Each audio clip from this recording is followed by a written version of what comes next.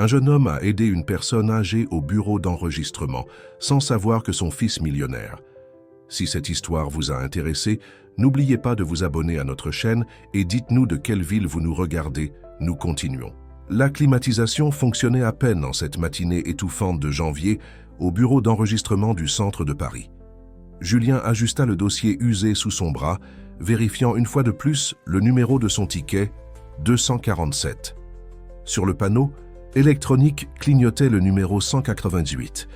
Il soupira, calculant mentalement combien de temps il devrait encore attendre. Chaque minute loin de chez lui était une minute d'inquiétude pour sa mère qui, bien qu'affaiblie, insistait pour dire qu'elle allait bien toute seule. Le jeune homme de 23 ans passa la main dans ses cheveux bruns et décoiffés, essayant d'organiser ses pensées. Le document qu'il devait faire authentifier était vital. Sans lui, il perdrait le délai pour la bourse d'études qui pourrait changer sa vie. Après des années à monter des vidéos en freelance et à étudier le cinéma en autodidacte, une véritable opportunité de formation professionnelle s'était enfin présentée. Mais le coût de la documentation n'était pas prévu dans son budget, tout comme les nouveaux médicaments dont sa mère avait besoin. C'est alors qu'il remarqua, quelques chaises plus loin, une dame aux cheveux gris qui semblait perdue. Elle tenait plusieurs papiers de ses mains tremblantes, regardant autour d'elle comme si elle cherchait de l'aide. Les gens passaient devant elle, absorbés par leurs propres problèmes. Julien l'observa, tandis qu'elle essayait de se lever, chancelant, légèrement, et ses documents se répandirent sur le sol. Sans réfléchir, il se leva et s'approcha d'elle. « Laissez-moi vous aider, madame, dit-il, se baissant pour ramasser les papiers. La vieille dame le regarda avec des yeux embués de gratitude. « Ah, mon garçon, merci beaucoup. Je suis tellement confuse avec tout ça, je ne sais même plus par quoi commencer, avoua-t-elle avec un sourire fragile. Ne vous inquiétez pas, je peux jeter un œil à vos documents et vous aider à les organiser, proposa Julien, surpris par sa propre disponibilité malgré son empressement. La dame, qui se présenta sous le nom de Marie, accepta l'aide avec un soulagement visible. Julien commença à trier les papiers, expliquant patiemment la procédure pour chaque document. Il ne remarqua pas que de l'autre côté de la salle, un homme en costume impeccable observait la scène avec un intérêt particulier. « Vous êtes très gentil, » dit Marie, sa voix portant une émotion que Julien ne put déchiffrer. De nos jours, il est rare de trouver des personnes qui arrêtent leur vie pour aider un inconnu. Julien sourit, pensant à sa propre mère. « Ce n'est rien, Madame Marie. Je fais juste ce que j'aimerais qu'on fasse pour ma mère, si elle était seule et avait besoin d'aide. » L'homme en costume, qui continuait à observer discrètement, s'ajusta sur sa chaise, quelque chose dans la scène touchant une corde sensible dans son intérieur endurci. Il y avait quelque chose de familier chez ce jeune homme, quelque chose qui le dérangeait d'une façon qu'il ne savait expliquer. Tout en aidant Marie, Julien manqua son tour, mais il ne s'en soucia pas. Il y avait quelque chose de réconfortant dans la gratitude sincère de cette dame, quelque chose qui lui faisait momentanément oublier ses propres préoccupations. Quand il eut enfin réussi à organiser tous ses documents et à lui expliquer chaque procédure nécessaire, Marie serra ses mains avec une force surprenante. « Vous me rappelez quelqu'un ?» dit-elle, ses yeux fixés sur les siens avec une intensité déconcertante. « Quelqu'un que j'ai connu il y a longtemps, qui avait ce même regard bienveillant. » Julien sentit un frisson inexplicable parcourir son échine. Il y avait quelque chose dans son regard qui semblait transpercer son âme, comme si elle connaissait des secrets qu'il ne savait même pas qu'il gardait. Avant qu'il ne puisse répondre, Marie sortit une carte de son sac. « J'aimerais vous remercier convenablement. Que diriez-vous d'un café? Voici mon adresse. Demain à 15h ?» proposa-t-elle, lui tendant une carte avec une adresse dans l'un des quartiers les plus élégants de la ville. Julien hésita un moment, mais quelque chose dans son sourire le fit accepter. Il glissa la carte dans sa poche, sans imaginer que ce simple geste de bonté dans un bureau d'enregistrement bondé était sur le point de déterrer des secrets longtemps enfouis, reliant des vies d'une manière qu'il n'aurait jamais pu imaginer. Julien contempla le portail imposant de la demeure, vérifiant une fois de plus l'adresse sur la carte. Le quartier de Saint-Germain-des-Prés exhibait ses maisons luxueuses comme des bijoux dans une vitrine, et le voilà, avec son jean usé et le même dossier défraîchi que la veille. Un instant, il envisagea de faire demi-tour, mais Le souvenir du regard de Madame Marie le poussa à sonner. Le jardin qui se révéla lorsque le portail s'ouvrit fit bondir son cœur. Un vieux manguier dominait le centre du terrain, ses feuilles dansant doucement dans la brise de l'après-midi. Julien ressentit une familiarité inexplicable avec cet endroit, comme s'il y était déjà venu dans un rêve lointain.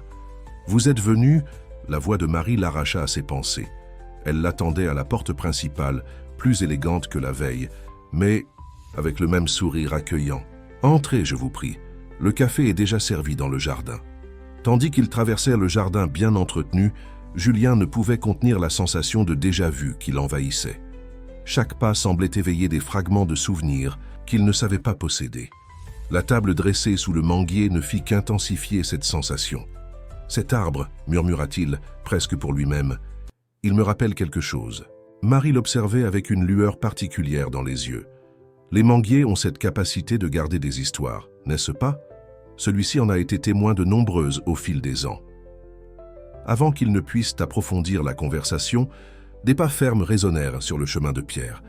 L'homme en costume du bureau d'enregistrement apparut, s'arrêtant brusquement en voyant Julien. Ses yeux s'écarquillèrent un instant, comme s'il avait vu un fantôme.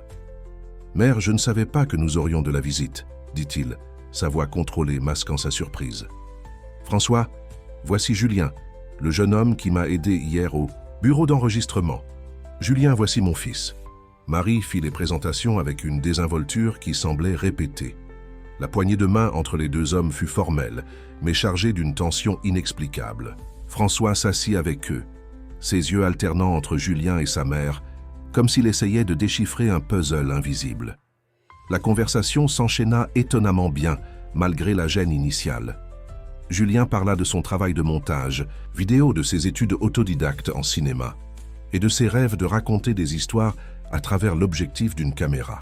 François, contre sa propre volonté, se trouva intéressé par les paroles du jeune homme, surtout lorsque Julien mentionna un documentaire qu'il produisait sur des gens ordinaires avec des histoires extraordinaires.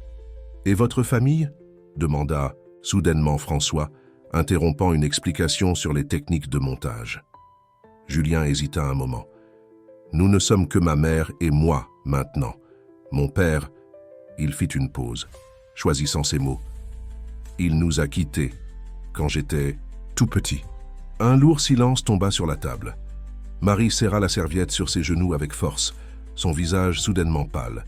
François remarqua la réaction de sa mère, son expression se durcissant. « Vous savez, Julien... » Marie rompit le silence, sa voix légèrement tremblante. « Ce jardin regorge d'histoires merveilleuses. L'ancien jardinier qui s'en occupait était un homme extraordinaire. Il disait que chaque fleur avait sa propre histoire à raconter. » Julien sentit son cœur s'accélérer inexplicablement.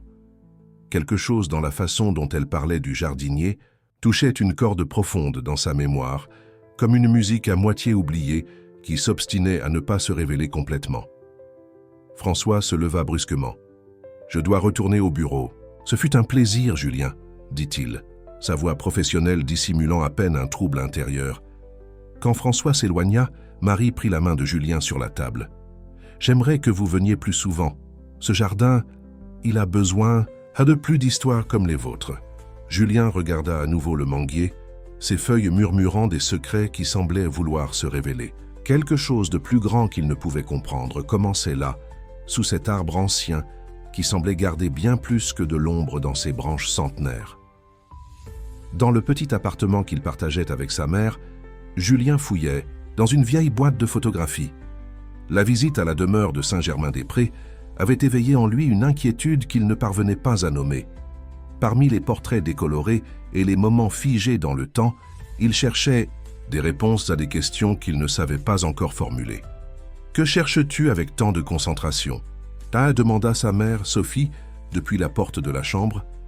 Malgré sa santé fragile, elle gardait dans ses yeux cette lueur caractéristique de quelqu'un qui garde des histoires profondes. « Je ne sais pas vraiment, maman, » répondit Julien, passant la main dans ses cheveux d'un geste anxieux. « J'ai rencontré une dame hier, et aujourd'hui j'ai visité sa maison. Il y avait quelque chose de familier dans cet endroit, surtout dans le jardin, comme si j'y étais déjà allé avant. » Sophie s'approcha lentement, s'asseyant au bord du lit. Ses yeux parcoururent les photographies éparpillées, s'attardant un moment sur chacune d'elles.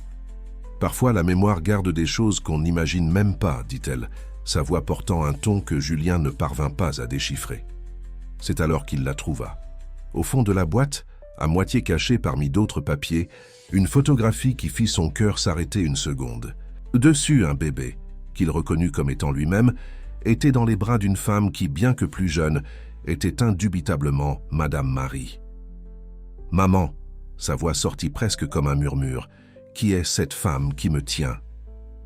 Sophie prit la photo d'une main tremblante, ses yeux se remplissant de larmes non versées. « Où étais-tu aujourd'hui, Julien ?» demanda-t-elle, bien que son ton suggérât qu'elle connaissait déjà la réponse. « Dans la maison d'une dame appelée Marie, à Saint-Germain-des-Prés. Elle a un fils, un homme d'affaires. » Julien fit une pause, observant la réaction de sa mère. « Maman, pourquoi ai-je une photo dans ses bras quand j'étais bébé ?» Sophie se leva avec difficulté, marchant jusqu'à la fenêtre. Dehors, la ville continuait son rythme frénétique, indifférente au drame qui se déroulait dans ce petit appartement. « Ton père, commença-t-elle, la voix émue, a travaillé dans cette maison pendant de nombreuses années. Il était le jardinier. » La révélation frappa Julien comme la foudre. Soudain, la sensation de familiarité avec le jardin, le manguier, tout avait un sens. Mais il y avait encore beaucoup plus à révéler. « Pourquoi ne m'as-tu jamais dit ça avant ?» demanda-t-il, essayant de contrôler la confusion d'émotions qui le dominait. « Certaines histoires, » répondit Sophie, se tournant pour le regarder, « sont comme des graines profondes. Elles ont besoin du bon moment pour germer. » Julien regarda à nouveau la photographie.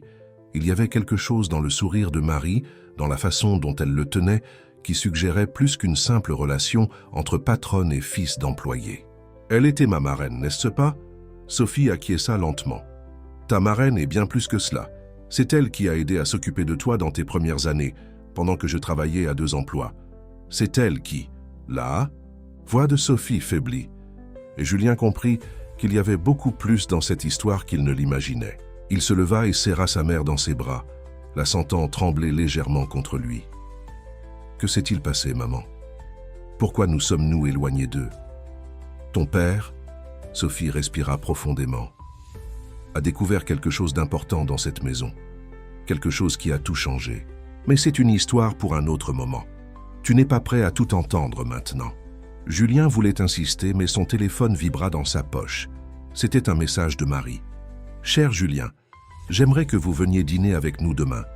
Il y a beaucoup de choses dont nous devons parler. » Regardant l'écran du téléphone, puis la photographie dans ses mains, Julien sentit qu'il était sur le point de découvrir des vérités qui changeraient sa vie à jamais. Le jardin de la demeure, qui semblait auparavant n'être qu'un beau décor, se révélait maintenant comme la scène d'une histoire bien plus grande qu'il ne pouvait l'imaginer. François observait la ville à travers la fenêtre de son bureau, au dernier étage de l'immeuble de son entreprise. Le coucher du soleil peignait le ciel de Paris de teintes orangées, mais son esprit était loin de cette vue spectaculaire. Depuis sa rencontre avec Julien dans le jardin de sa maison, une inquiétude croissante le consumait. « Monsieur, votre mère est en ligne », annonça sa secrétaire par l'interphone. Il hésita un moment avant de répondre. « Mère, François, nous devons parler. » La voix de Marie semblait plus sérieuse que d'habitude. « J'ai invité Julien à dîner demain. » Un lourd silence s'installa sur la ligne. François passa la main sur son visage, essayant d'organiser ses pensées. « Pourquoi faites-vous cela, mère? Pourquoi maintenant, après tant d'années? Parce que certaines dettes doivent être payées, mon fils. Certains silences doivent être brisés. » François se leva, marchant jusqu'à une vieille armoire en acajou dans le coin de la pièce. À l'intérieur, un dossier jauni contenait des documents qu'il n'avait jamais eu le courage d'ouvrir complètement. « C'est à propos du jardinier, n'est-ce pas? À propos de ce qui s'est passé à cette époque? » « À propos de cela et bien plus encore, » répondit Marie. « François, te souviens-tu des après-midi que tu passais dans le jardin quand tu étais enfant ?» La question le prit par surprise. Des fragments de mémoire commencèrent à surgir. Des après-midi ensoleillés sous le manguier, des histoires racontées, des rires d'enfants. « Vaguement, » répondit-il, mais sa voix trahit l'émotion contenue. « Il y avait un garçon qui te lisait des histoires, » continua Marie, sa voix douce. Un garçon un peu plus âgé, fils du jardinier. François sentit son cœur s'accélérer. L'image commença à se former dans son esprit. Un garçon aux cheveux bruns, assis sous le manguier, avec un vieux livre dans les mains. « Julien » demanda-t-il, bien qu'il connût déjà la réponse.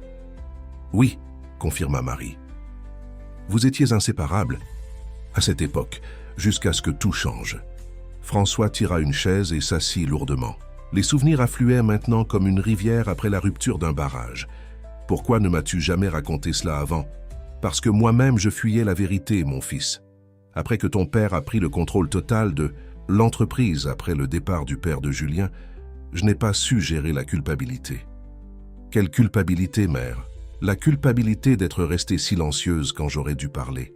D'avoir permis que l'ambition de ton père détruise des vies. » François ouvrit le dossier sur son bureau. Parmi les vieux documents, une photo s'échappa. 2 garçons souriant sous un manguier, un livre ouvert entre eux. Son cœur se serra, en reconnaissant Julien et lui-même, beaucoup plus jeunes, dans un moment de pure innocence. « Demain, continua Marie, nous commencerons à réparer les erreurs du passé. Tu dois être là, François. Pas seulement pour Julien ou pour moi, mais pour toi-même. » Après avoir raccroché, François resta longtemps à regarder la photographie. Les paroles de sa mère résonnaient dans son esprit, se mêlant à des souvenirs longtemps enfouis. Le garçon qui lisait des histoires, le jardin qui avait été témoin de tant de moments, les secrets gardés si longtemps, tout commençait à prendre sens. Sur son bureau, à côté de la photo, le dossier contenait des documents qui pourraient tout changer. D'anciens contrats, des rapports financiers, des lettres jamais envoyées. François savait que le dîner du lendemain serait plus qu'une simple retrouvaille. Ce serait le moment d'affronter des vérités que son père et lui-même avaient tenté d'enterrer pendant si longtemps. Il reprit le téléphone, mais cette fois pour passer un appel différent.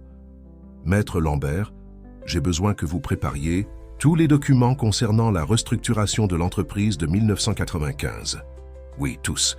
Il est temps de corriger certaines erreurs du passé. » Le dîner dans la demeure de Saint-Germain-des-Prés avait un air de solennité qui faisait battre le cœur de Julien plus fort. La table était dressée avec une élégance calculée, cristaux et porcelaine, reflétant la douce lumière des chandeliers. Marie occupait le bout de la table, vêtue avec une dignité qui semblait porter le poids des décennies. François, dans son costume impeccable, gardait les yeux fixés sur son assiette, comme s'il cherchait des réponses dans le motif de la porcelaine. « Avant de commencer, » dit Marie, sa voix brisant le silence dense, « il y a quelque chose que je dois vous montrer. » Elle fit un geste, et une domestique apporta une vieille boîte en bois sculptée de motifs floraux. Julien reconnut immédiatement le motif des sculptures. C'étaient des fleurs de jasmin, les mêmes que son père cultivait avec tant d'attention dans le jardin. Son cœur fit un bond quand Marie ouvrit la boîte, révélant un ensemble de lettres jaunies et un vieux journal. « Ce journal, » commença-t-elle, ses mains tremblant légèrement en touchant le carnet à la couverture usée, « appartenait à votre père, Julien. Antoine me l'a confié quelques jours avant son départ avec ces lettres. » François se redressa sur sa chaise, son visage montrant un mélange de surprise et d'appréhension. « Mère, êtes-vous sûre que nous devrions… » « Silence, François, » interrompit Marie avec une fermeté surprenante. « Nous avons gardé trop… à de secrets. » Se tournant vers Julien, elle continua. « Votre père n'était pas seulement notre jardinier, il était le gardien de vérité qui ont changé de nombreuses vies. » Julien prit le journal avec révérence, sentant le poids de ses pages comme s'il portait le passé lui-même dans ses mains. En l'ouvrant, une photographie tomba sur la table. Dessus, son père se tenait à côté d'un homme qui ressemblait beaucoup à François, mais plus âgé, vraisemblablement son père. « Votre père a découvert des irrégularités dans les affaires de l'entreprise, » expliqua Marie, sa voix chargée d'émotion. « Des documents qui n'auraient pas dû exister étaient enterrés dans le jardin sous les rosiers. Antoine les a trouvés accidentellement en replantant les fleurs. » François se leva brusquement, marchant jusqu'à la fenêtre qui donnait sur le jardin. « Alors c'était ça qu'il y avait dans ce dossier que mon père gardait si précieusement, » murmura-t-il, plus pour lui-même que pour les autres. « Votre père, » continua Marie, regardant Julien, « était un homme intègre. Il est venu me voir, m'a montré ce qu'il avait trouvé. Il m'a demandé conseil, mon aide pour faire ce qui était juste. » Julien feuilletait le journal de ses doigts tremblants, trouvant page après page écrite avec la calligraphie familière de son père. Des récits détaillés sur les documents trouvés, les conversations entendues, les préoccupations croissantes sur la tournure que prenaient les événements. « Et que s'est-il passé ?» demanda Julien, sa voix contenant à peine l'émotion. Marie ferma les yeux un moment, comme si elle rassemblait ses forces. « J'ai failli, avec vous tous. Par peur, par lâcheté, je me suis tue quand j'aurais dû parler. Votre père a décidé de confronter mon mari, d'exposer tout ce qu'il avait découvert. » François revint à la table, ses yeux fixés sur les lettres éparpillées. « C'est à ce moment-là qu'il a disparu, » compléta-t-il, sa voix chargée, d'une compréhension tardive.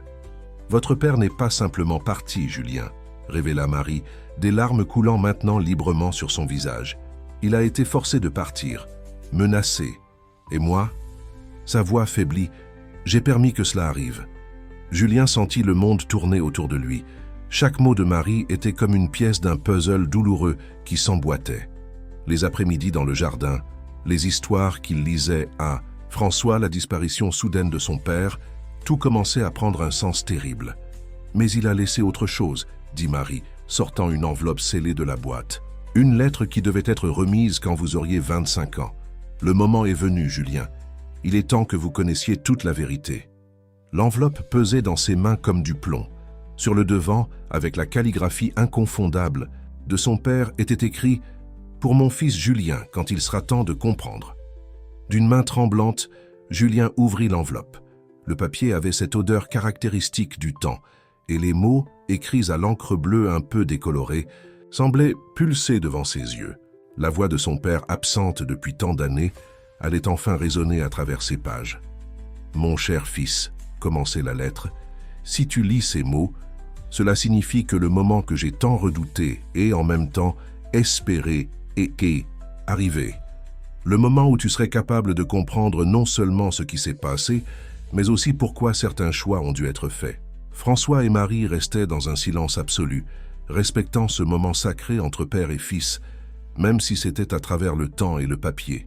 « Le jardin dont j'ai pris soin pendant tant d'années, » continuait la lettre, « n'était pas seulement un lieu de fleurs et d'arbres. C'était un lieu d'histoire, de secrets, de vérité enterrée aussi profondément que les racines du vieux manguier.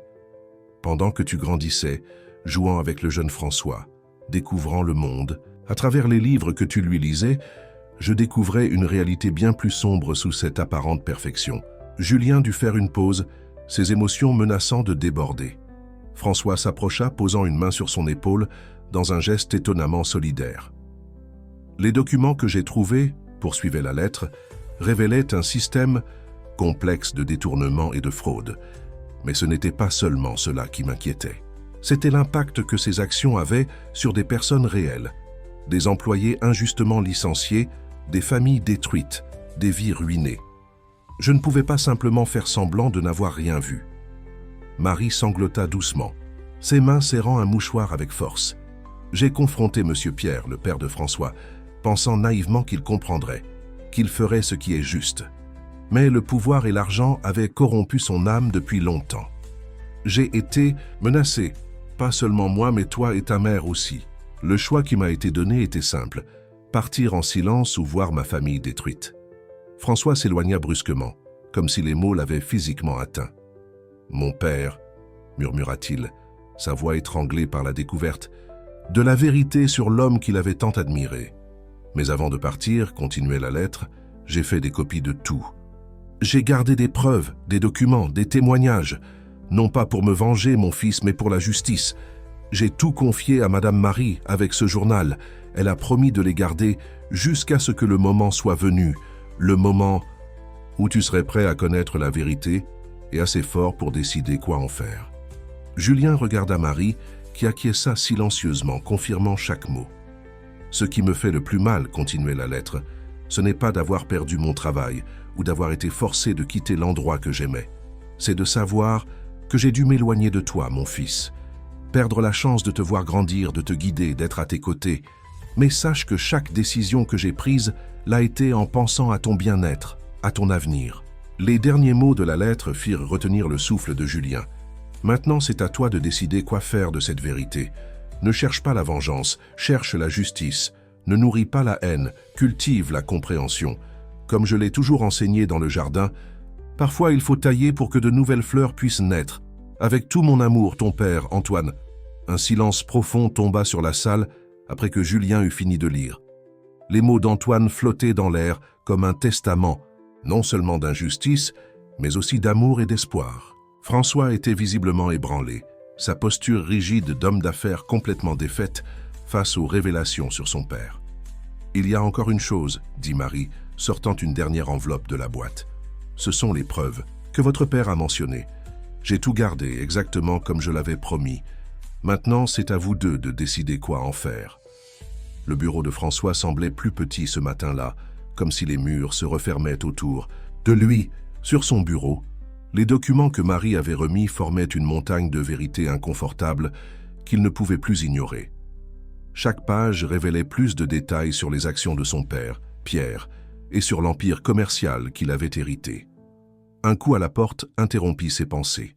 C'était Julien, qui avait sollicité une réunion formelle par l'intermédiaire de sa secrétaire.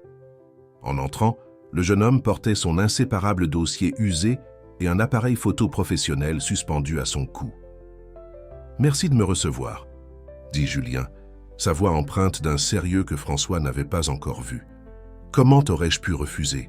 répondit François, indiquant la chaise en face de lui. « Après tout ce que nous avons découvert, » Julien posa sa caméra sur le bureau avec soin. « Je finalise un documentaire, » commença-t-il, les yeux fixés sur François, sur des histoires de personnes ordinaires qui ont affronté des injustices corporatives.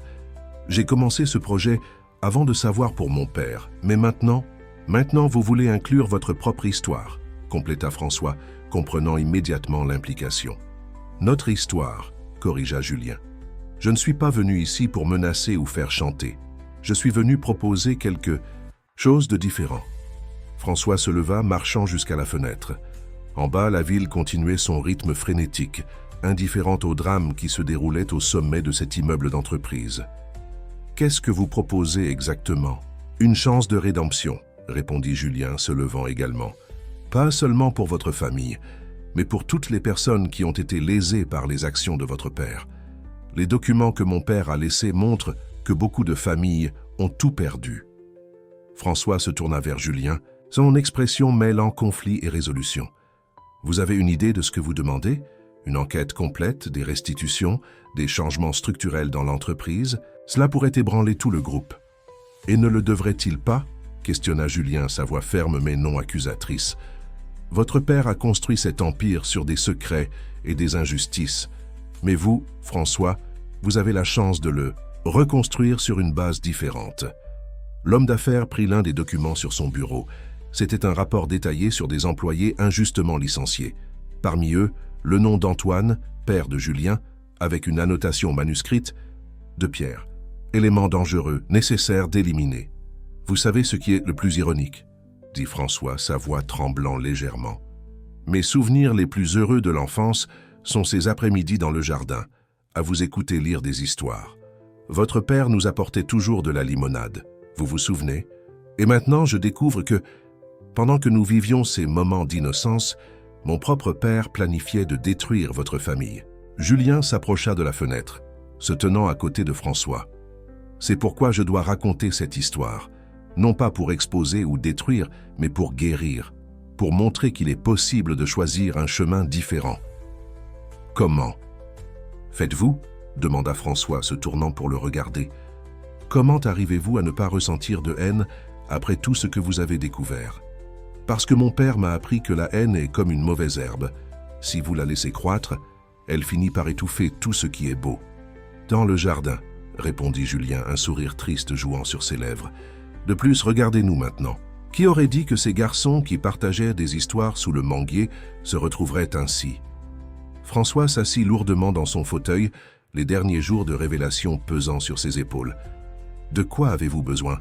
De moi pour votre documentaire ?»« La vérité, » répondit simplement Julien, « et votre volonté de faire ce qui est juste, peu importe le coût.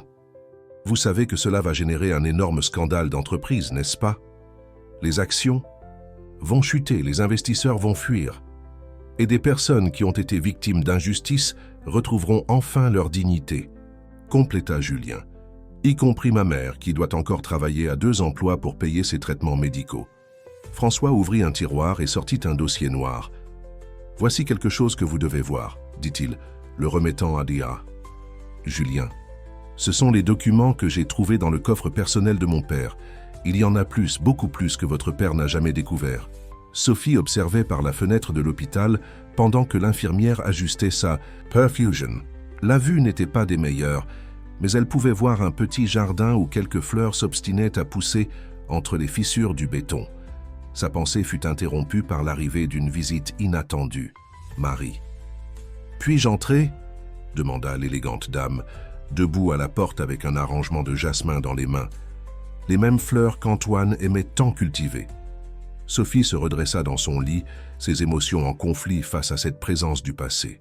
« Après tant d'années, Marie ?»« Beaucoup trop longtemps, » admit Marie, plaçant les fleurs dans un vase près de la fenêtre. « Je suis venue demander pardon, Sophie, pour ma lâcheté, pour mon silence, pour tout ce que vous et votre famille avez souffert. » L'infirmière se retira discrètement, laissant les 2 femmes seules avec des décennies d'histoires non racontées flottant entre elles. « Julien m'a parlé des documents, de la lettre d'Antoine, » dit Sophie, sa voix douce mais ferme. « Pourquoi avez-vous gardé tout cela pendant si longtemps ?» Marie s'assit sur la chaise à côté du lit, ses mains entrelacées sur ses genoux montrant son anxiété. Par peur au début, puis par honte. Et finalement, parce que j'attendais le bon moment, quand Julien serait prêt à faire face à la vérité, et François prêt à faire la différence. Et vous pensez que ce moment est arrivé ? Regardez-les, Sophie, répondit Marie, un doux sourire sur ses lèvres. Julien utilise son art pour donner une voix à ceux qui ont été réduits au silence. Et François, pour la première fois de sa vie, il remet en question l'héritage qu'il a reçu. Sophie ferma les yeux un moment, se souvenant d'une époque plus simple, quand son mari rentrait à la maison sentant la terre et les fleurs. Antoine disait toujours que le jardin avait son propre temps pour chaque chose, qu'il ne servait à rien de forcer une fleur à éclore avant l'heure. C'était un homme sage, acquiesça Marie, des larmes brillant dans ses yeux. Il savait que la vérité, comme une graine bien plantée, trouverait son chemin vers la lumière, au bon moment. Un coup à la porte interrompit la conversation. C'était François, portant un épais dossier de documents. Son visage montrait une détermination qui rappelait beaucoup son père, mais il y avait quelque chose de différent dans ses yeux, une compassion que Pierre n'avait jamais montrée. « Désolé d'interrompre, » dit-il en entrant dans la chambre. « Mais j'ai pensé que vous deviez savoir. Je viens de sortir d'une réunion avec le conseil d'administration. J'ai présenté une proposition de restructuration complète de l'entreprise. » « Quel genre de restructuration ?» demanda Sophie, essayant de se redresser davantage dans son lit. « Une qui commence par la reconnaissance de toutes les erreurs du passé, » répondit François, ouvrant le dossier. « Nous avons créé un fonds de compensation pour toutes les familles lésées. Nous allons réintégrer les employés injustement licenciés avec tous leurs droits rétroactifs. » Et il fit une pause, regardant directement Sophie. « Le premier cas que nous allons résoudre est le vôtre, Madame Sophie, y compris la couverture intégrale de tous vos traitements médicaux. » Sophie porta la main à sa bouche, émue. Marie se leva et embrassa son fils, fier de la décision qu'il avait prise. « Il y a encore une chose, » continua François. « Julien documente tout le processus, non seulement pour son film, mais pour s'assurer que cette histoire ne soit jamais oubliée ou répétée. »« Et le conseil ?» demanda Marie, préoccupée par les répercussions. « Certains ont démissionné immédiatement, » admit François. « D'autres ont menacé de poursuites, mais la majorité a compris que c'est la seule façon d'aller de l'avant, de transformer l'héritage de destruction de mon père en quelque chose qui fasse vraiment la différence. » Sophie regarda les fleurs de jasmin à la fenêtre, leurs pétales blancs brillant sous la lumière du soleil de l'après-midi. Antoine disait toujours que même le jardin le plus négligé peut refleurir, pourvu que quelqu'un ait le courage d'arracher les mauvaises herbes et de planter de nouvelles graines. Le soleil du matin baignait le jardin de la demeure de Saint-Germain-des-Prés d'une lumière différente. Julien ajustait sa caméra tout en observant un groupe de jardiniers travaillant à la revitalisation de l'espace. Le vieux manguier, témoin silencieux de tant d'histoires, semblait plus vivant que jamais, ses feuilles dansant doucement avec la brise. « La lumière est bonne ?» demanda François, s'approchant avec des plans de paysage dans les mains. Il avait troqué son costume habituel contre une chemise simple et un jean, les manches retroussées, révélant des mains sales de terre. « Parfaitement, » répondit Julien, ajustant la mise au point. « Je n'aurais jamais imaginé te voir comme ça, tu sais, avec de la terre sur les mains planifiant un jardin. » François sourit, un geste qui devenait de plus en plus naturel sur son visage.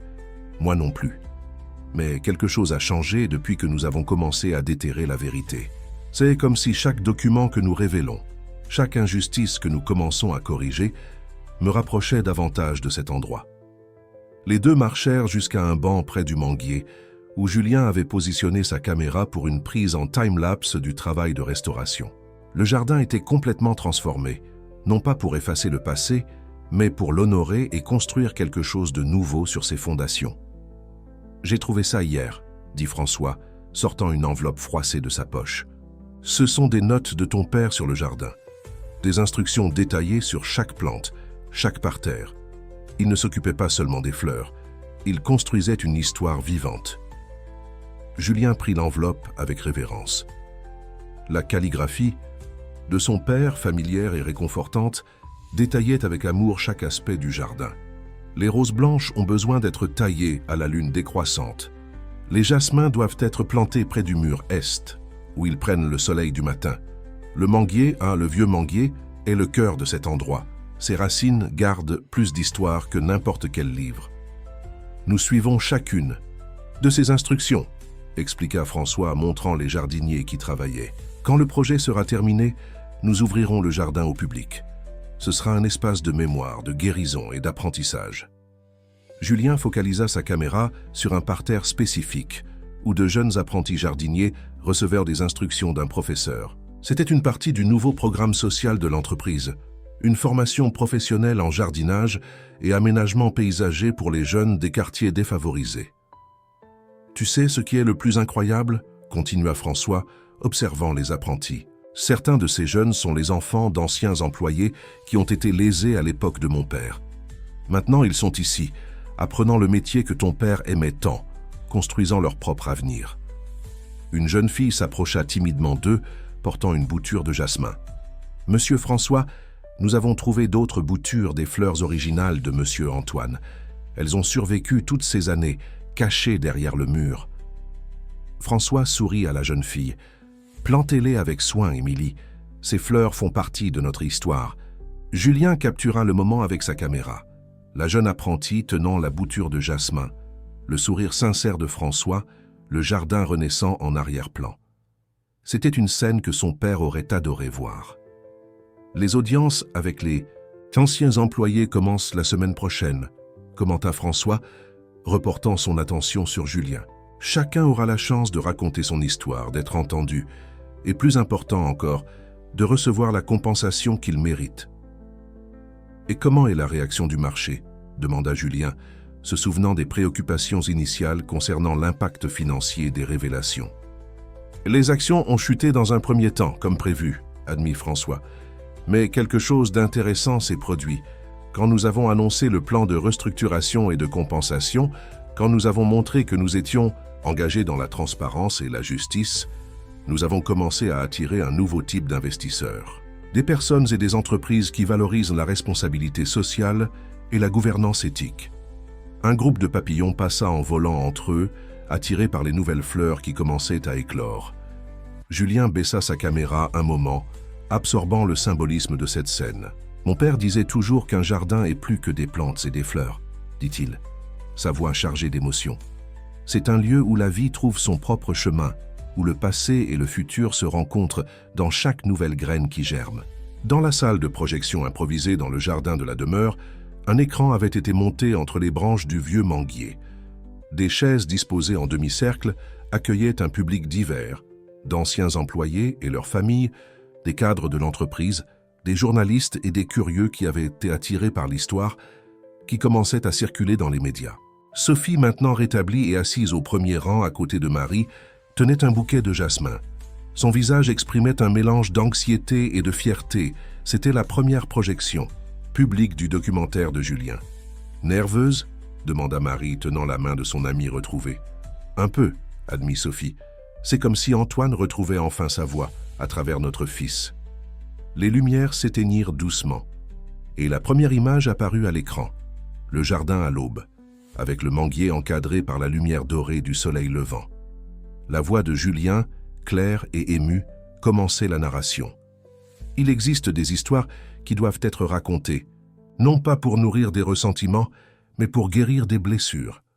En voici une. L'histoire d'un jardin qui a gardé des secrets, d'un jardinier qui a planté des vérités, et de comment parfois nous devons retourner à nos racines pour trouver le chemin vers l'avenir. Le documentaire se déroulait avec sensibilité et force. Il alternait des images anciennes du jardin avec des témoignages émouvants d'anciens employés, des documents historiques et des scènes de la transformation actuelle de l'espace. L'histoire d'Antoine était le fil conducteur, mais ce n'était pas un récit d'accusation, c'était un voyage de réconciliation et de renaissance. François, assis quelques rangées derrière, observait les réactions du public. Il vit des larmes silencieuses, des sourires de reconnaissance, des expressions de compréhension. Dans un moment particulièrement touchant, lorsque la caméra se concentrait sur les notes de jardinage d'Antoine, il entendit des sanglots contenus autour de lui. À l'écran, une séquence montrait le processus de restauration du jardin, avec les jeunes apprentis travaillant aux côtés de jardiniers expérimentés. La voix de Julien expliquait « Chaque fleur que nous plantons ici porte une histoire. Chaque parterre rénové est une chance de recommencer. Ce n'est plus seulement un jardin, c'est un monument vivant à la possibilité de transformation. » Marie apparaissait dans son témoignage, parlant pour la première fois publiquement de son rôle dans l'histoire. « J'ai gardé ces documents pendant des années, portant le poids du silence. Mais j'ai appris que certaines vérités sont comme des graines, elles ont besoin du bon moment pour germer. » Le documentaire arrivait à son moment le plus marquant, la lecture de la lettre d'Antoine faite par Julien, tandis que des images du jardin restauré se succédaient à l'écran. Les mots de pardon et d'espoir du jardinier résonnaient dans l'espace, touchant chaque personne présente d'une manière unique. Quand les lumières se rallumèrent, il y eut un moment de silence, respectueux, avant que les applaudissements ne commencent. C'étaient des applaudissements qui portaient plus que de l'approbation. Ils portaient reconnaissance, gratitude, catharsis collective. François se leva et marcha jusqu'au centre, aux côtés de Julien. Sa voix, quand il parla, était étranglée, d'émotion. Ce documentaire n'est pas seulement sur le passé, il est sur l'avenir que nous choisissons de construire. À partir d'aujourd'hui, ce jardin est officiellement ouvert au public, non seulement comme un espace de beauté, mais comme un lieu de mémoire et d'apprentissage. Julien compléta. Et comme mon père disait toujours, un jardin n'est jamais vraiment terminé, il grandit, change, se transforme comme nous. Sophie et Marie s'embrassèrent, des décennies de distance finalement dissoutes en larmes de réconciliation. Autour d'elles, les gens commençaient à se lever, à converser, à partager leurs propres histoires. Le jardin, témoin silencieux de tant de souffrances dans le passé, devenait maintenant le théâtre de guérison et de renouveau. Une brise légère agita les branches du manguier, faisant danser quelques feuilles dans l'air. Pour qui prêtait attention, il était presque possible d'entendre dans ce murmure les mots si souvent répétés par Antoine. Dans le jardin, chaque histoire a la chance de refleurir. La nouvelle de la projection du documentaire dans le jardin de Saint-Germain-des-Prés se répandit rapidement dans les médias. Julien observait, entre surprise et appréhension, les gros titres qui apparaissaient sur les principaux portails d'information. L'héritier d'un empire d'entreprise révèle un passé obscur et promeut la transformation. Un documentaire expose des injustices et favorise la réconciliation dans le monde des affaires. Dans son petit bureau de montage, maintenant installé dans une pièce cédée par François dans la demeure même, Julien passait en revue les centaines de messages qu'il avait reçus. C'étaient des histoires similaires venant de tout le pays. Des personnes qui s'identifiaient à son récit, qui cherchaient aussi justice et réconciliation dans leur propre vie. « Tu as créé un mouvement sans le vouloir », dit François, entrant dans la pièce avec 2 tasses de café. C'était devenu une habitude entre eux de partager un café les après-midi de travail.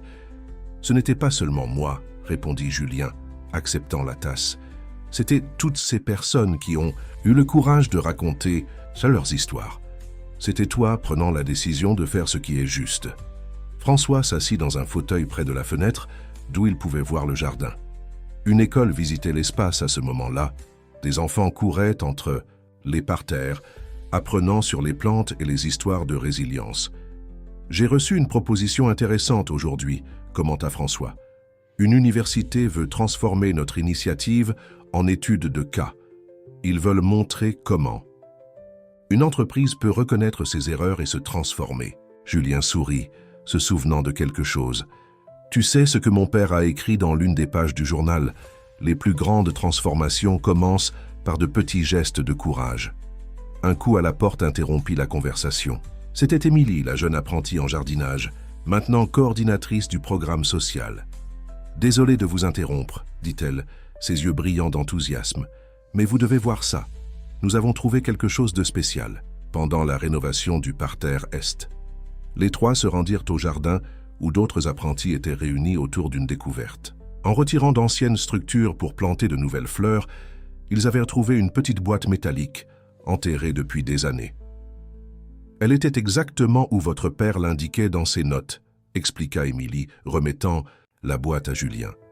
Dans la dernière page du journal, il y avait une carte marquant cet endroit. D'une main tremblante, Julien ouvrit la boîte. À l'intérieur, il trouva un ensemble de vieilles photographies, des lettres jaunies et un petit carnet. Les photos montrèrent des moments heureux dans le jardin. Antoine enseignant à un jeune François comment planter, Julien petit lisant des histoires sous le manguier, Marie et Sophie discutant pendant que les enfants jouaient. « Il a tout gardé », murmura Julien, la voix étranglée. Même en sachant qu'il devrait partir, il a conservé ses souvenirs. François prit l'une des photos où son père, Pierre, apparaissait souriant aux côtés d'Antoine. C'était l'image d'une époque antérieure à l'ambition et à l'avidité, quand il n'était encore que deux familles partageant un jardin. « Le plus incroyable, » dit Émilie, montrant un parterre proche, « c'est qu'exactement à cet endroit, où la boîte était enterrée, une pousse spontanée de jasmin est née, comme si la terre gardait non seulement des souvenirs, mais aussi des graines d'espoir. » Julien filmait tout avec sa caméra, capturant ce moment de découverte. Les enfants de l'école s'approchèrent, curieux, et bientôt, Émilie commença à leur raconter l'histoire du jardin, utilisant la boîte et son contenu comme élément d'une leçon vivante sur la mémoire et la transformation. « Je crois que nous avons trouvé le prochain chapitre du documentaire, » dit François, observant la scène. « En fait, » répondit Julien, « je crois que nous avons trouvé quelque chose de plus grand. Une preuve que même dans les moments les plus difficiles, mon père n'a jamais perdu espoir.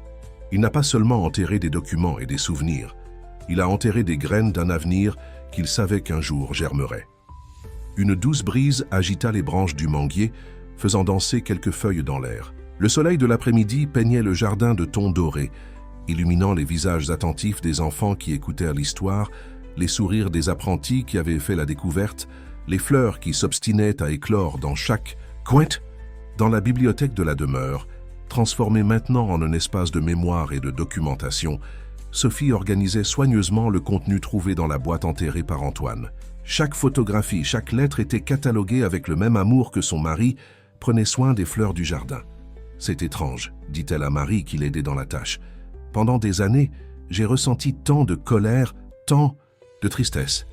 Maintenant, en organisant ces souvenirs, c'est comme si je comprenais enfin le plan plus grand d'Antoine. » Marie prit l'une des lettres, reconnaissant l'écriture de son défunt mari, Pierre. C'était une correspondance ancienne, de l'époque où les familles étaient encore proches, parlant de projets d'avenir, de l'amitié entre les enfants, du jardin qui devenait de plus en plus beau. « Pierre n'a pas toujours été l'homme qu'il est devenu, » réfléchit Marie, sa voix douce. « Il y a eu un temps où il savait valoriser plus que l'argent et le pouvoir. » Un groupe d'étudiants universitaires passa par la bibliothèque, faisant partie d'une visite guidée du nouveau centre de mémoire et de réconciliation qu'était devenu la demeure. Par la fenêtre, ils pouvaient voir François conduisant une réunion avec des cadres de l'entreprise dans le jardin, une pratique qu'il avait adoptée, disant que les fleurs aidaient à maintenir l'humanité dans les décisions d'entreprise. « Madame Sophie », appela Émilie, depuis la porte. D'autres témoignages sont arrivés pour les archives. Ce sont d'anciens employés qui ont vu le documentaire et veulent de partager leurs histoires. Sophie sourit, faisant signe à la jeune fille d'entrer. Émilie était devenue un pont important entre le passé et le présent, aidant à collecter et à préserver les histoires qui continuaient d'émerger. « Vous savez ce qui est le plus beau ?» commenta Émilie, posant les nouveaux dossiers sur la table. Ces personnes ne veulent pas seulement raconter leurs histoires de douleur. Elles veulent aussi parler des bons moments, des amitiés qu'elles ont nouées, des leçons qu'elles ont apprises. Exactement comme Antoine l'aurait fait, répondit Sophie, ses yeux brillants de larmes contenues. Il disait toujours que même dans les histoires les plus tristes, il y a toujours une graine d'espoir qui attend de germer. Julien entra dans la bibliothèque, portant sa caméra et un sourire enthousiaste. « Vous ne croirez pas ce qui vient de se passer, dit-il. Une chaîne de télévision internationale veut faire une série sur notre histoire, pas seulement sur le documentaire, mais sur tout le processus de transformation. »« Et tu vas accepter ?» demanda Marie, remarquant une certaine hésitation. « Dans sa voix. Seulement si nous pouvons raconter l'histoire à notre façon, répondit Julien. Je ne veux pas que ce soit uniquement sur les scandales d'entreprise ou les injustices. Je veux montrer comment il est possible de transformer la douleur en guérison, comment il est possible de construire quelque chose de nouveau sans nier le passé. » Sophie se leva et marcha jusqu'à la fenêtre, observant l'animation dans le jardin. Des groupes de personnes se promenaient dans les parterres, certains prenant des photos, d'autres contemplant simplement la beauté des fleurs. Près du manguier, un groupe d'enfants participait à un atelier de jardinage. « Ton père a toujours su que ce moment viendrait, » dit-elle, sa voix chargée d'émotion. « C'est pourquoi il a tout gardé avec tant de soin. Ce n'était pas seulement des preuves d'injustice, c'était des graines de transformation. Et regarde ce qui en a germé, » compléta Marie, la rejoignant à la fenêtre. « Un jardin qui appartient maintenant à tous, des histoires qui guérissent, des personnes qui se reconnectent. » Émilie, qui avait grandi en entendant des histoires, sur l'ancien jardinier prit l'un des nouveaux témoignages. « Il y a une phrase ici que je pense que vous devriez entendre, » dit-elle, lisant à haute voix. « Ce que j'ai appris de cette histoire, c'est qu'il n'est jamais trop tard pour faire ce qui est juste, pour reconstruire des ponts, pour permettre à de nouvelles fleurs de s'épanouir sur une terre ancienne. » Julien filmait discrètement la scène, sa mère et Marie côte à côte. À la fenêtre, Émilie lisant les témoignages, le jardin fleurissant dehors. C'était un moment de plus pour ses archives de mémoire, un chapitre supplémentaire dans l'histoire sans fin de transformation et d'espoir. « Tu sais ce qui est le plus incroyable ?» dit-il baissant la caméra. « Chaque personne qui visite le jardin qui entend notre histoire emporte avec elle une graine, et ces graines germent ailleurs, créant leur propre jardin de réconciliation. » La nouvelle arriva un matin de printemps. Le documentaire de Julien avait été sélectionné pour un important festival international de cinéma.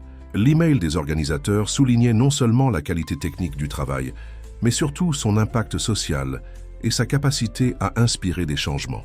« C'est une opportunité incroyable, » dit François, alors qu'il se promenait dans le jardin en discutant de la nouvelle. « Imagine combien d'autres entreprises, combien d'autres familles pourraient être inspirées par cette histoire. » Julien semblait pensif, sa caméra toujours suspendue à son cou. « Tu sais ce qui est le plus intéressant? Ils veulent que je fasse une suite, pas seulement sur notre histoire, mais sur d'autres histoires de transformation qui ont commencé après la projection du documentaire. » Émilie s'approcha en courant, interrompant la conversation. « Julien, François, vous devez voir ça !» s'exclama-t-elle, leur tendant une tablette avec plusieurs notifications de réseaux sociaux. La vidéo que nous avons faite sur le programme de jardinage est devenue virale. Sur la tablette, des dizaines de commentaires et de partages montraient comment l'initiative avait touché les gens. Des entreprises de différentes régions manifestaient leur intérêt à reproduire le programme, à créer leur propre jardin de réconciliation, à établir des projets sociaux similaires. « C'est exactement de cela que je veux parler dans le nouveau documentaire, » dit Julien, ses yeux brillants d'enthousiasme. « De comment une histoire de transformation peut en inspirer d'autres. » François sourit, se souvenant de quelque chose. Hier, pendant la réunion du conseil, l'un des nouveaux directeurs a dit quelque chose d'intéressant. Il a dit que notre entreprise n'est plus seulement une affaire, c'est une étude de cas sur comment le pouvoir d'entreprise peut être utilisé pour réparer des injustices et créer un impact positif. Le Son de voix animée attira leur attention. Un groupe de visiteurs s'approchait, guidé par Sophie, qui coordonnait maintenant les visites au centre de mémoire. Parmi eux, des cadres d'autres entreprises, des étudiants universitaires et même un groupe d'hommes d'affaires étrangers. Chaque personne qui franchit ce portail, dit Sophie, les rejoignant après avoir orienté le groupe, emporte avec elle plus qu'une histoire. Elle emporte une inspiration, une possibilité de changement. Julien alluma sa caméra, capturant le moment. Le jardin était particulièrement beau ce matin-là. Les fleurs que son père aimait tant en pleine floraison, les nouvelles pousses plantées par les apprentis, commençant à germer. Le vieux manguier majestueux témoignant d'un nouveau chapitre de cette histoire en constante évolution. « J'ai reçu une lettre intéressante aujourd'hui », commenta Sophie, sortant une enveloppe de son sac. « C'est d'une dame qui a travaillé ici il y a de nombreuses années. Elle dit qu'après avoir vu le documentaire, elle a enfin trouvé le courage de raconter sa propre histoire d'injustice et de chercher réparation. Et ce n'est pas tout, ajouta Émilie, montrant plus de notifications sur sa tablette. Plusieurs entreprises nous contactent pour apprendre comment mettre en œuvre des programmes de réparation historique. Certaines ont déjà commencé à créer leur propre fonds de compensation. François prit l'une des boutures de jasmin qui était préparée pour la plantation. Quand j'ai commencé ce processus de transformation, j'avais peur. Peur de l'impact financier, peur du jugement public, peur de détruire l'héritage de l'entreprise. Mais maintenant, je vois que nous construisons un héritage bien plus précieux. Un héritage de vérité et de réconciliation, compléta Julien, filmant pendant que François plantait la bouture de jasmin dans un nouveau parterre. La douce brise printanière transportait le parfum des fleurs à travers le jardin, se mêlant aux voix des visiteurs, au son des outils de jardinage, au bourdonnement des apprentis dans leurs cours pratiques. C'était une symphonie de renouveau, une preuve vivante que les graines plantées par Antoine continuaient à fleurir de manière qu'il n'aurait peut-être jamais imaginée. « Tu sais ce qui m'émeut le plus ?» dit Sophie, observant un papillon se poser sur les fleurs fraîchement plantées. « Voir comment l'histoire de ton père reste vivante, continue de grandir. Chaque nouvelle personne qui connaît notre histoire, chaque nouveau projet qui naît inspiré par le jardin, c'est comme s'il était ici, plantant encore ses graines d'espoir. » La veille du départ pour le Festival international de cinéma, Julien trouva Marie assise seule sous le manguier. Le soleil se couchait à l'horizon, peignant le ciel de tons orange et rose, tandis qu'elle feuilletait un vieux album de photos. « Qu'elle peut me joindre à vous ?» demanda-t-il, s'asseyant sur le banc à côté d'elle. « Bien sûr, mon cher, » répondit Marie, son doux sourire illuminé par la lumière du crépuscule. « J'étais justement en train de me remémorer les premiers jours, quand tout a commencé à changer. » Julien observa les photographies, des images du début de la transformation du jardin, des premières réunions avec d'anciens employés, des moments initiaux du programme de jardinage. Cela semblait si lointain, et en même temps, c'était comme si tout s'était passé hier. « Vous savez, » commença Marie, sa voix chargée d'émotion, « pendant des années, j'ai porté le poids du silence. Je croyais que garder ces documents, protéger ces vérités, était le maximum que je pouvais faire. Mais votre père, il savait que la vérité avait besoin de plus que de protection. Elle avait besoin de lumière pour grandir. » « Comme les fleurs du jardin, » compléta Julien souriant. « Exactement, acquiesça-t-elle. Et regardez ce qui s'est passé quand nous avons finalement laissé la vérité voir le jour. Ce n'était pas seulement à propos d'exposer des injustices ou de chercher réparation, il s'agissait de transformer la douleur en espoir, le silence en dialogue, la peur en possibilité. Le son de rire d'enfants attira leur attention. Un groupe d'enfants du quartier voisin participait à un cours d'éducation environnementale, une partie des nouveaux programmes sociaux développés par l'entreprise. Leurs voix joyeuses se mêlaient au chant des oiseaux qui commençaient à se retirer pour la nuit. « François m'a parlé des nouveaux projets, » dit Julien. « L'expansion du programme de jardinage, les cours de formation professionnelle, le fonds de soutien pour les petits entrepreneurs. Votre père serait fier, » interrompit Marie, serrant la main de Julien. « Pas seulement de vous, mais de nous tous. De la façon dont nous avons transformé sa lutte en quelque chose de plus grand que nous-mêmes. » À ce moment, Sophie et François s'approchèrent, apportant une surprise, une petite bouture de jasmin dans un pot décoré. Pour que tu l'emportes au festival, expliqua Sophie. C'est une descendante directe des plantes que ton père cultivait, pour qu'un petit morceau de notre jardin puisse inspirer d'autres jardins à travers le monde. Julien prit le pot avec précaution, sentant le parfum doux des fleurs. Vous savez ce que j'ai réalisé en préparant la présentation pour le festival? Notre histoire ne parle pas d'une fin heureuse, elle parle d'un nouveau commencement, qui se renouvelle chaque jour. Comme un jardin, dit François, regardant autour de lui, toujours en transformation, toujours en croissance, nous surprenant toujours avec de nouvelles fleurs. Le crépuscule avançait, enveloppant le jardin d'une lumière dorée. Les ombres s'allongeaient, mais au lieu d'assombrir l'environnement, elles semblaient seulement ajouter plus de profondeur et de mystère à la beauté du lieu. Demain, continua Julien, quand je monterai sur cette scène du festival, je ne raconterai pas seulement notre histoire. Je raconterai l'histoire de comment un jardin peut être plus qu'un espace de fleurs. Il peut être un espace de transformation, de guérison, de recommencement. Et de comment parfois, compléta Sophie, nous devons perdre quelque chose de précieux pour que quelque chose d'encore plus précieux puisse naître. Les premières étoiles commençaient à apparaître dans le ciel quand ils se levèrent finalement. Le jardin, silencieux et majestueux, semblait embrasser ce moment d'adieu et de promesse. Le manguier, témoin de tant d'histoires, balançait doucement ses branches comme pour bénir le nouveau voyage qui était sur le point de commencer. L'auditorium du Festival international de cinéma était comble. Julien, debout sur scène après la projection de son documentaire, observait le public dans un silence absolu, ce genre de silence qui ne se produit que lorsqu'une histoire touche profondément les gens. À ses côtés, la petite bouture de jasmin dans son pot décoré parfumait discrètement l'atmosphère.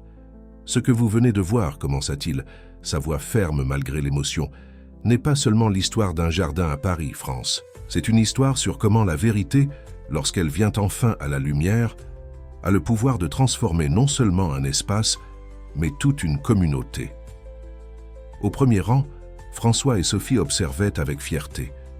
Ils avaient tenu à être présents dans ce moment crucial, représentant tous ceux qui faisaient partie de ce voyage de transformation. Une dame dans le public leva la main. « Je suis directrice d'une fondation en Afrique du Sud, dit-elle, sa voix émue. Votre histoire m'a beaucoup rappelé notre propre processus de réconciliation. Comment pourrions-nous mettre en œuvre quelque chose de similaire ?»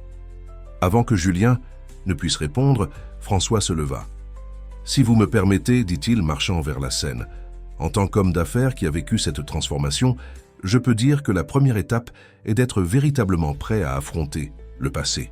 Peu importe à quel point il est douloureux. » La discussion qui suivit alla bien au-delà du format traditionnel de questions-réponses. Des dirigeants de différents pays partagèrent des expériences similaires, des militants suggérèrent des collaborations, des éducateurs proposèrent des programmes d'échange. Le plus extraordinaire, commenta une critique de cinéma présente, c'est comment une histoire si locale parvient à être si universelle. Chaque culture a ses jardins secrets, ses vérités enterrées qui attendent de germer. Julien prit son téléphone et montra des images en direct du jardin à Paris où Émilie conduisait un autre cours du programme de jardinage. En ce moment, même, expliqua-t-il, des dizaines de jeunes apprennent non seulement sur les plantes, mais sur la transformation sociale, sur comment de petites actions peuvent générer de grands changements. Une femme d'affaires japonaise intervint. « Dans mon pays, nous avons un concept appelé kintsugi, l'art de réparer des objets brisés avec de l'or, les rendant encore plus beaux. Votre histoire m'a fait penser à cela. Comment vous avez transformé des cicatrices en quelque chose de précieux. » Sophie, qui était restée silencieuse jusque-là, se leva. « Mon mari, le jardinier qui a tout commencé, disait toujours que chaque fleur a son histoire à raconter.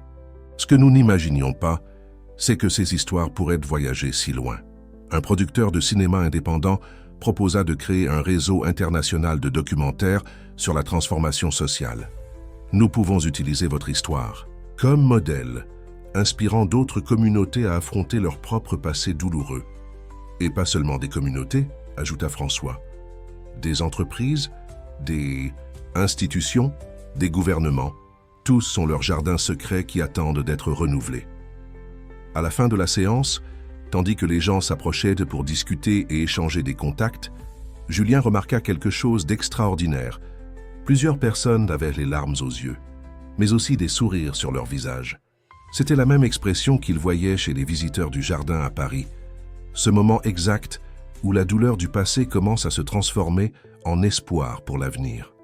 « Regarde ça », dit Sophie, montrant son téléphone portable à Julien. C'était un message d'Émilie. Le jardin avait reçu ce jour-là sa première délégation internationale, un groupe d'hommes d'affaires et d'activistes sociaux qui voulaient apprendre de l'expérience française. « Tu sais ce qui est le plus incroyable ?» commenta François, les rejoignant. « Chaque personne qui sortira de cet auditorium aujourd'hui emportera avec elle une graine. Et comme les fleurs de ton père, ces graines trouveront un sol fertile dans des endroits que nous n'imaginons même pas. » Julien regarda la bouture de cette jasmin sur la scène, ces petites fleurs blanches brillant sous les lumières de l'auditorium. C'était comme si son père était là, témoin de comment son dévouement au jardin s'était transformé en quelque chose de bien plus grand qu'eux tous. De retour en France, le jardin de la demeure de Saint-Germain-des-Prés bouillonnait d'une énergie nouvelle. Le succès international du documentaire avait attiré une vague de visiteurs, de chercheurs et de curieux de tous les coins du monde. Mais pour Julien, le plus important se passait dans les petits moments, dans les histoires individuelles qui continuaient à émerger. « Je regarde ça », dit Émilie, montrant un cahier rempli de notes. Chaque apprenti du programme de jardinage développe son propre projet de transformation communautaire. C'est comme si chacun d'eux emportait un petit morceau du jardin dans leur propre quartier. Julien filmait pendant qu'elle expliquait les projets. Des potagers communautaires dans des zones défavorisées, des programmes d'éducation environnementale dans des écoles publiques, des initiatives d'embellissement dans des places abandonnées. Chaque projet portait un peu de l'essence de ce que son père avait commencé tant d'années auparavant. « Il y a quelque chose à quoi je pense », dit François, s'approchant avec quelques documents en main. « Et si nous transformions officiellement la demeure en institut ? Un espace permanent dédié à la mémoire, à l'éducation et à la transformation sociale. » Marie, qui était assise près du manguier, sourit en entendant la proposition de son fils. « Ton père n'aurait jamais imaginé que cette maison deviendrait un jour plus qu'un symbole de pouvoir et de statut, » commenta-t-elle. « Maintenant, elle devient un phare d'espoir. » Sophie, qui coordonnait les visites au centre de mémoire, se joignit à la conversation avec d'autres nouvelles. « Vous savez, cette professeure d'université qui est venue la semaine dernière, elle veut développer un programme académique basé sur notre expérience. Quelque chose sur les jardins de réconciliation, un nouveau modèle de transformation sociale. » Julien capturait chaque moment avec sa caméra, mais maintenant avec un regard différent. Il ne s'agissait plus seulement de documenter le passé ou d'exposer des injustices, il s'agissait d'enregistrer la naissance de quelque chose de nouveau, quelque chose qui grandissait et se multipliait de façon surprenante. « J'ai reçu un email intéressant aujourd'hui », commenta François. « Une grande entreprise internationale veut mettre en œuvre un programme similaire au nôtre. Pas seulement le fonds de compensation, mais tout le concept de transformer des espaces d'entreprise en centres de mémoire et d'apprentissage. Et ce n'est pas tout, ajouta Émilie, ses yeux brillants d'enthousiasme. 3 de nos apprentis ont été invités à aider à mettre en œuvre des projets similaires dans d'autres régions. C'est comme si nous créions un réseau de jardins de réconciliation. Une douce brise agita les feuilles du manguier, apportant le parfum des jasmins qui fleurissaient en abondance. Julien ferma les yeux un moment, se rappelant les mots de son père dans le journal. Un jardin n'est jamais vraiment terminé. Il est toujours en transformation, toujours en croissance, toujours en train de nous surprendre. « Tu sais ce qu'il y a de plus beau dans tout ça ?» dit Sophie, observant un groupe d'enfants qui participaient à un atelier de plantation. Chaque personne qui passe par ici emporte non seulement des connaissances ou de l'inspiration, mais une compréhension profonde de comment la transformation est possible. Et chacun ajoute quelque chose de nouveau à l'histoire, compléta Marie. Ce n'est plus seulement à propos de notre passé, notre douleur, notre réconciliation, c'est à propos de comment cette expérience peut éclairer de nouveaux chemins pour d'autres. Julien focalisa sa caméra sur une scène particulière.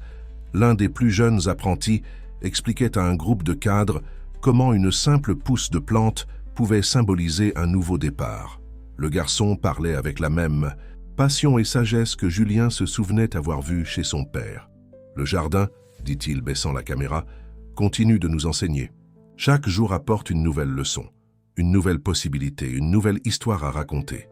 François posa sa main sur l'épaule de Julien. Et chaque histoire que nous racontons est comme une nouvelle graine plantée. Nous ne savons jamais exactement où ou comment elle fleurira, mais nous savons qu'elle le fera. Le soleil venait à peine de se lever quand Julien arriva au jardin ce matin spécial. C'était le jour de l'inauguration officielle de l'Institut des Jardins de Réconciliation, et il voulait capturer les premiers rayons de lumière touchant les fleurs que son père aimait tant. Le vieux manguier, comme toujours, semblait plus majestueux à l'aube. « Je savais que je te trouverais ici », dit Sophie, s'approchant avec 2 tasses de café. Elle portait un élégant ensemble bleu, prête pour les cérémonies de la journée.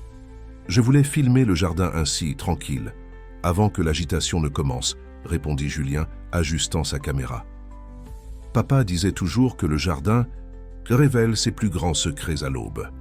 Les premiers employés commençaient à arriver, préparant tout pour l'événement. Émilie coordonnait une équipe de jeunes jardiniers, tous vêtus d'uniforme avec le nouveau logo de l'Institut. Un manguier stylisé avec des racines qui se transformaient en mains entrelacées. « C'est incroyable comme tout a changé », commenta François qui les rejoignit portant un dossier avec les documents officiels de l'Institut. « Il y a 1 an, cet endroit n'était qu'un symbole du pouvoir d'entreprise.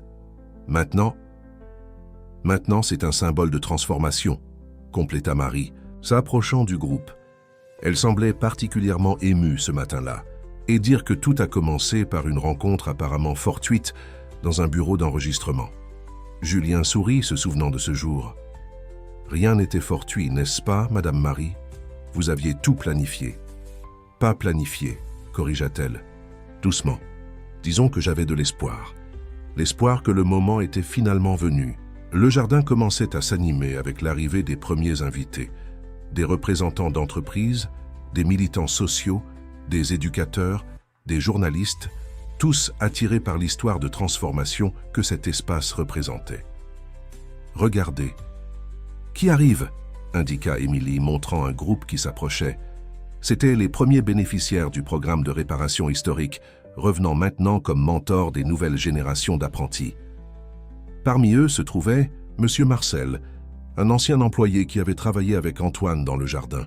Ses yeux brillèrent en reconnaissant les anciens rosiers, fleurissant maintenant plus beaux que jamais. « Monsieur Antoine serait si fier, » dit-il, la voix émue. « Pas seulement des fleurs, mais de voir comment ces graines de justice ont finalement germé. » François, qui ces derniers mois s'était transformé autant que le jardin lui-même, s'approcha de l'ancien employé. « Pourriez-vous nous aider à raconter plus d'histoires sur cette époque ? Sur comment c'était de travailler ici avec le père de Julien ?»« Avec grand plaisir, » répondit M. Marcel, regardant autour de lui avec affection. « Chaque parterre a une histoire, chaque fleur garde un souvenir. » Julien filmait chaque moment, chaque retrouvaille, chaque accolade émue. Sa caméra capturait non seulement des images, mais l'essence d'une transformation qui allait bien au-delà du visible. « Vous avez vu les chiffres du dernier rapport ?» demanda Émilie, montrant sa tablette. Le programme a déjà inspiré la création de plus de 50 initiatives similaires dans tout le pays. Des entreprises, des écoles, des communautés, tous veulent créer leur propre jardin de réconciliation. Sophie prit l'une des boutures de jasmin qui seraient distribuées aux participants de l'événement. Chacune de ces boutures porte un peu de l'histoire de ton père, Julien. Et maintenant, elle va aider à raconter de nouvelles histoires. Tiens ailleurs. Le soleil était déjà haut quand la cérémonie officielle commença. Le jardin, complètement rénové mais gardant son essence originale, accueillait des centaines de personnes. Sous le manguier où tant d'histoires avaient commencé, une plaque serait dévoilée. Institut des Jardins de Réconciliation, parce que chaque histoire mérite la chance de refleurir. La cérémonie d'inauguration de l'Institut se déroula comme un véritable festival de renouveau. Tandis que les autorités faisaient leurs discours officiels, Julien capturait avec sa caméra les petits moments qui racontaient vraiment l'histoire. Le sourire fier de sa mère, les larmes silencieuses d'anciens employés retrouvant de vieux collègues, l'éclat dans les yeux des jeunes apprentis. « Ce n'est pas seulement un espace de mémoire », déclara François dans son discours. « C'est un laboratoire vivant de transformation sociale. Chaque fleur qui pousse ici témoigne qu'il est possible de transformer la douleur en espoir, le silence en dialogue, le passé en avenir. » Parmi les invités, se trouvait une délégation internationale. Hommes d'affaires, militants et éducateurs qui avaient connu l'histoire à travers le documentaire de Julien et venaient maintenant chercher de l'inspiration pour leur propre projet de réconciliation. Le plus fascinant, commenta une sociologue française, c'est comment vous avez réussi à transformer un espace privé, symbole de pouvoir et d'exclusion, en un centre d'inclusion et de transformation sociale. Émilie guidait un groupe de visiteurs à travers le jardin, expliquant chaque projet en développement. Ici, dit-elle, indiquant un nouveau parterre, nous développons un programme d'agriculture urbaine avec des écoles publiques. Les enfants apprennent sur la durabilité, l'alimentation saine et, plus important, sur comment de petites actions peuvent transformer une communauté. Sophie et Marie, maintenant inséparables, coordonnaient le centre de mémoire orale, collectant et préservant des histoires qui continuaient d'émerger. Chaque personne qui passe cette porte, expliqua Sophie, apporte avec elle une pièce du puzzle de notre histoire collective. Julien filmait tout, mais d'une manière différente maintenant. Il n'était plus seulement un documentariste enregistrant des événements, il était un gardien de mémoire, un conteur d'histoires qui se multipliait et se transformait chaque jour. « Tu sais ce qui m'émeut le plus ?» dit-il à François, tandis qu'il filmait un groupe d'enfants plantant des boutures de fleurs. « Voir comment l'histoire de mon père reste vivante, continue de grandir. Chaque nouvelle personne qui connaît notre histoire, chaque nouveau projet qui n'est inspiré par le jardin, c'est comme s'il était ici, plantant encore ses graines d'espoir. » Un moment particulièrement touchant se produisit lorsque M. Marcel, l'ancien collègue d'Antoine, rassembla tous les apprentis sous le manguier pour raconter des histoires des premiers temps du jardin. M. Antoine disait toujours, se souvint-il, qu'un jardin est comme la vie. Il a besoin de soins quotidiens, de patience et surtout d'amour. François, qui observait la scène, commenta doucement. C'est incroyable comme un espace peut contenir tant de couches d'histoire. Chaque coin de ce jardin a quelque chose à nous enseigner. Et le plus beau, compléta Marie, c'est que ces histoires continuent de se multiplier. Chaque personne qui passe par ici emporte un peu de cette transformation avec elle et la plante. Ailleurs. À la fin de la journée, quand la plupart des invités étaient déjà partis, Julien trouva sa mère assise sur le même banc où il avait l'habitude de lire des histoires à François quand ils étaient enfants. Sophie tenait l'une des boutures de jasmin qui seraient distribuées dans le programme d'extension de l'Institut. « Ton père disait toujours, commenta-t-elle, caressant les petites fleurs blanches, qu'un jardin n'est jamais vraiment terminé. Il grandit, change, se transforme, comme nous. » Julien s'assit à côté d'elle, sa caméra enfin au repos. Le soleil se couchait à l'horizon, peignant le ciel de tons orange et rose, tandis que les premières étoiles commençaient à apparaître. « Je crois que j'ai finalement compris, » dit-il, regardant le jardin qui appartenait maintenant à tous. « Nous ne faisons pas que raconter une histoire ou corriger des injustices du passé. Nous cultivons un nouveau type d'avenir, une graine à la fois. » La brise nocturne apportait le parfum des jasmins, mêlé aux voix des derniers visiteurs et au son des outils qu'on rangeait. Le jardin, témoin silencieux de tant de transformations, semblait murmurer ses propres histoires à travers le mouvement doux des feuilles du manguier. Un an s'était écoulé depuis l'inauguration de l'Institut. Le jardin, plus exubérant que jamais, accueillait une célébration spéciale. La première du nouveau documentaire de Julien. Jardin de réconciliation, graines à travers le monde. Un écran avait été monté sous le manguier, comme lors de cette première projection qui avait changé tant de vies. « Je n'arrive pas à croire combien tout a changé », dit Sophie, aidant à organiser les chaises pour les invités. Le centre, de mémoire qu'elle coordonnait, était devenu une référence internationale en documentation d'histoire de transformation sociale. Émilie, maintenant directrice du programme éducatif de l'Institut, guidait une équipe de jeunes qui s'étaient formés dans la première promotion du cours de jardinage. Ils préparaient de petits pots avec des boutures de différentes fleurs, chacun symbolisant l'une des histoires qui seraient racontées dans le documentaire. « Chaque bouture a une étiquette spéciale », expliqua-t-elle, montrant les pots à Julien, avec un QR code qui mène à une banque d'histoires en ligne. Ainsi, les gens peuvent continuer à découvrir de nouveaux récits, même après être rentrés chez eux. François arriva avec d'autres nouvelles. « Je viens de sortir d'une visioconférence avec des représentants de 5 pays. Tous veulent mettre en œuvre des programmes similaires aux nôtres. Le modèle de l'Institut devient vraiment une référence mondiale. » Marie, qui observait tout avec des yeux embués, tenait un objet précieux, le journal original d'Antoine, maintenant partie de la collection permanente du centre de mémoire. Ton père rêvait d'un jardin qui pourrait nourrir plus que le corps, qui pourrait nourrir l'âme. Et regarde ce que ce rêve est devenu. Les invités commençaient à arriver, des représentants d'autres projets de réconciliation, des journalistes, des chercheurs et surtout des personnes ordinaires dont les vies avaient été touchées par l'initiative. Chacun apportait sa propre histoire de transformation. « Regardez qui arrive », indiqua Émilie montrant un groupe spécial. C'étaient des représentants de différentes minorités qui s'étaient inspirés du projet pour créer leur propre centre de mémoire et de réconciliation. Julien circulait parmi les invités avec son inséparable caméra, capturant non seulement des images, mais l'essence de chaque rencontre, chaque accolade, chaque sourire de reconnaissance. Le jardin, une fois de plus, se transformait en une scène de retrouvailles et de renouveau. « Il y a quelque chose de spécial que je veux montrer avant la projection », dit François, conduisant le groupe vers une zone récemment inaugurée du jardin. C'était un espace circulaire, avec des bancs disposés en forme de spirale, entourés de différentes espèces de fleurs. « Voici le jardin des histoires », expliqua-t-il. Chaque espèce de fleur ici représente un projet de transformation né inspiré par notre expérience. Et au centre. Il fit une pause, ému. Nous avons planté un nouveau manguier, descendant direct de notre vieux manguier. Sophie s'approcha de son fils qui filmait la scène, les larmes aux yeux. Ton père disait toujours qu'un jardin est un livre vivant, où chaque fleur raconte une histoire. Maintenant, regarde combien d'histoires nous aidons à faire fleurir. Le soleil commençait à se coucher quand tous prirent place pour la projection. Le nouveau documentaire n'était pas seulement une suite du premier. C'était une célébration de comment une seule histoire de transformation pouvait en inspirer des milliers d'autres. À l'écran, des images de jardins de réconciliation fleurissant dans différentes parties du monde se mêlaient à des témoignages émouvants et des scènes de transformation sociale.